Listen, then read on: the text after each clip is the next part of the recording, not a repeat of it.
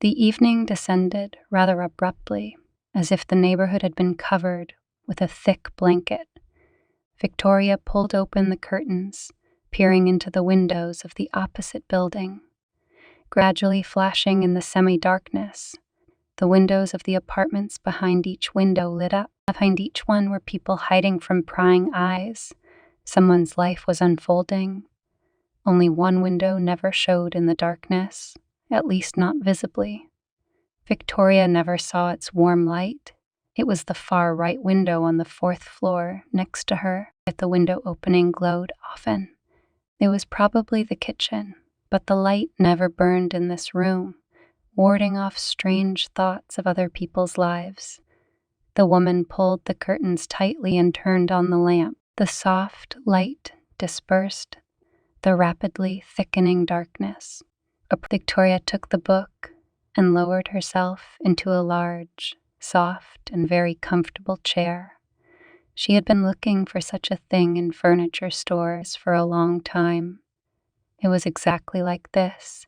In general, all the furnishings in this apartment were chosen according to the taste of the hostess. No fashionable interior items, frightening with their cold, nickel-plated shine, and Victoria had a special dislike for glass. In her other life, she had even liked it. Their country house had huge, cheerful windows, original mirrors, low glass tables, transparent shelves, photographs, and fancy frames. There were lots of photos. Victoria's husband, Lucas, had a passion for photography. He wasn't a professional, but he picked up a camera with all sorts of accessories and clicked away at every spare moment. First, he photographed Victoria herself in a drawer, and the dresser was filled with almost a whole box of pictures. Then began the saga of daily photo shoots with their son Martin. Martin's little button-nosed son in all angles. Dad captured him among toys in nature, in his mom's arms, and later driving the big baby a TV given to him. Was it happiness? Victoria had never thought about this question before. She just lived, breathed together with her beloved man. Every morning, she woke up with a feeling of infinite bliss, with an indescribable thrill of anticipation of something bright, kind, and warm that was bound to happen today. And it happened every day. Every minute was filled with immense human love, playing. With what anticipation did she wake up that day? The woman couldn't remember. Perhaps everything had been perfectly normal. No internal alarm bells, no warnings of what was coming. 10 years ago, the whole family had traveled out of town to a horse farm to introduce Martin to these large and affectionate animals. They were already in the car when Lucas suddenly remembered that he had left his camera at home, without which such a trip was unthinkable for him. Why didn't Victoria get out of the car and load their son? Insisting on going back was a bad omen. She knew that firmly now, but back then she just waited lovingly for her husband's return, looking at their son. He was sitting in a baby seat in the front seat, and Lucas was a very careful driver.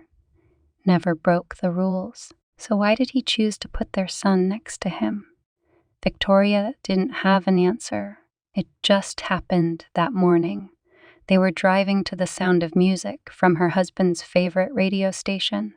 He was distracted for a moment, looking for a convenient exit off the road. He wanted to capture his wife and son on top of a scenic hill not far from the highway, where he was sure he would have a great view of the opposite lane.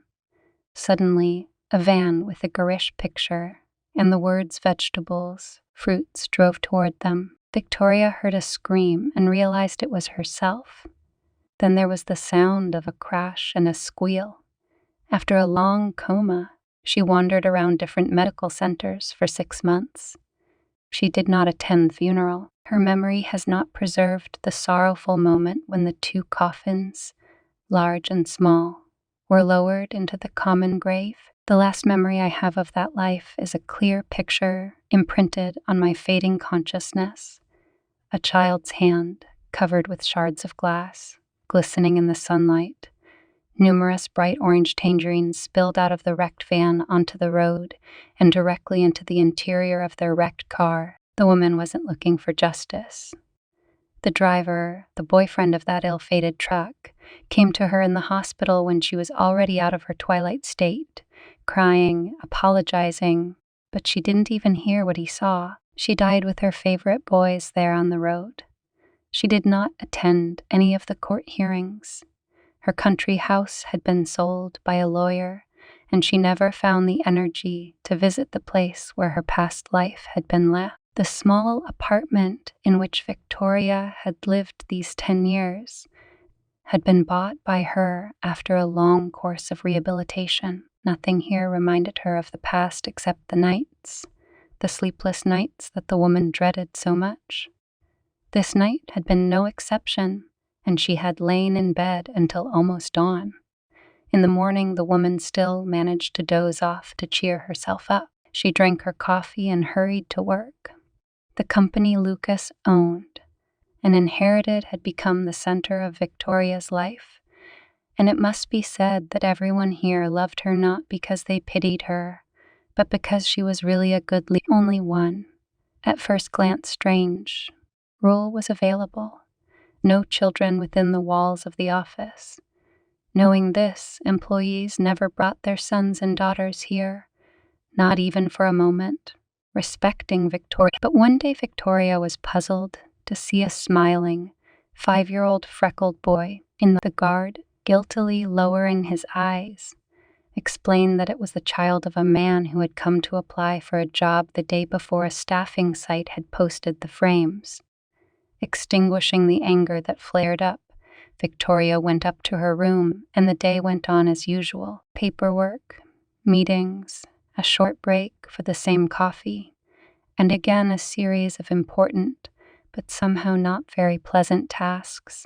Perhaps they didn't bring Victoria any joy, because no matter how busy she was during the day and into the late afternoon, she still had to return to the empty apartment. She tried to delay that moment as long as possible. Her subordinates, mostly young women, often dropped by her office, asking embarrassed if they could leave early today. Victoria didn't mind. She wasn't used to meddling in other people's lives and thought now was as good a time as any to do so. Spring.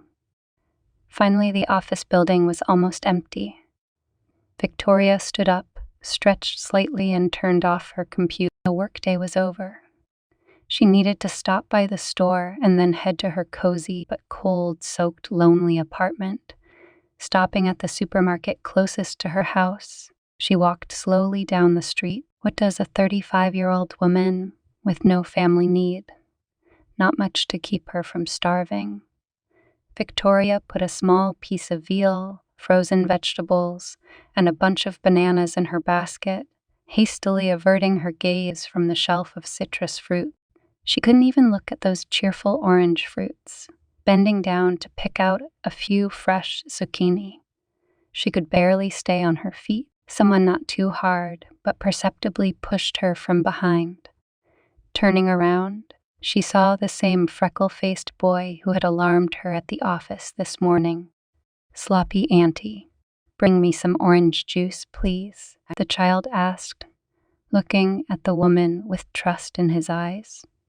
Despite a moment's hesitation, she took a net of 3 oranges from the shelf and held it out to the boy, thanking him. He quickly disappeared into the back of the store. Victoria felt a tightness in her chest. Her eyes darkened to keep from falling. She leaned against a shelf of merchandise. "Are you not feeling well?" No, I'm fine," she replied politely, feeling dizzy.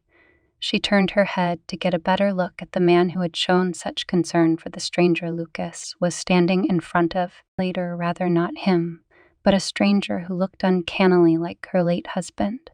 Victoria recoiled.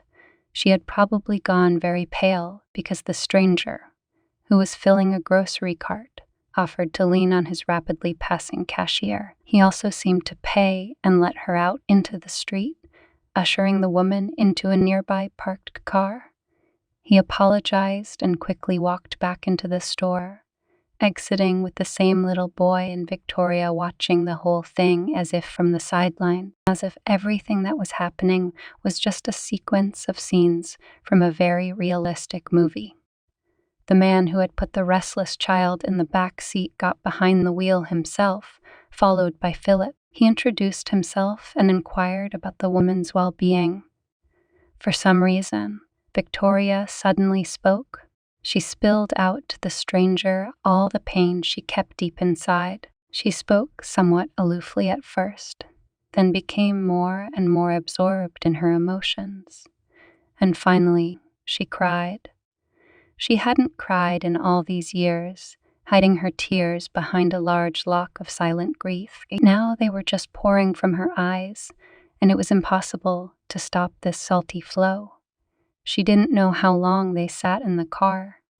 Time had simply stopped moving. The boy in the back seat had fallen asleep, and Victoria kept talking, unable to stop, afraid of being interrupted. But Philip listened intently, occasionally stroking the woman's hand, which at one point was in his. Then he told his story. They had just moved to this town with his son. Literally the day before, they had settled, but they had gone to the store to stock up on basic necessities. As it turned out, he had recently separated from his wife, the mother of his son. She simply fell in love with another, more successful and wealthy. Now the man is looking for work. His savings won't last long. Why did the boy, your son, stay with you?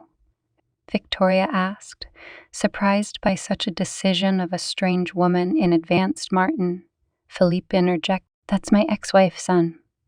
I adopted him. She didn't care for him, but I became attached to the child. I consider him mine. I got divorced on one condition. When Victoria heard the child's name, she froze, but then for some reason, she smiled after that night.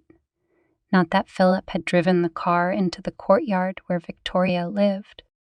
Not that they'd gone into the same fourth-floor apartment on the opposite side of the building, whose window had bothered Victoria earlier. Leaving the grocery bags in the hallway, she helped undress the soundly sleeping Martin, and then walked into the same room, turning on the light and smiling. If you like the stories on our channel, give it a thumbs up. Be sure to subscribe to the channel and put a bell to be the first listeners of another new story. Good luck and come back. It will be interesting.